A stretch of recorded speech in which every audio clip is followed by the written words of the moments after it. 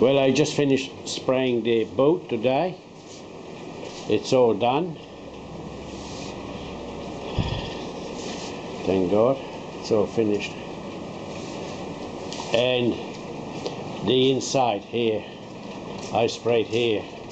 The steering column, the air condition.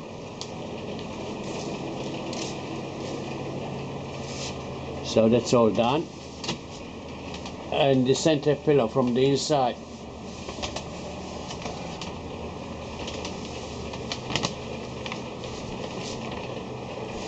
And there's another job done, thank God.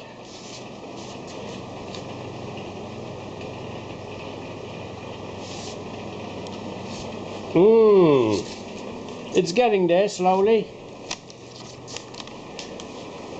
Tomorrow I put the fuel tank back in.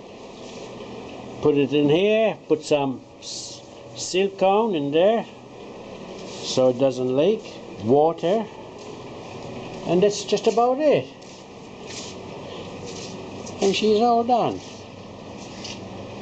Okay.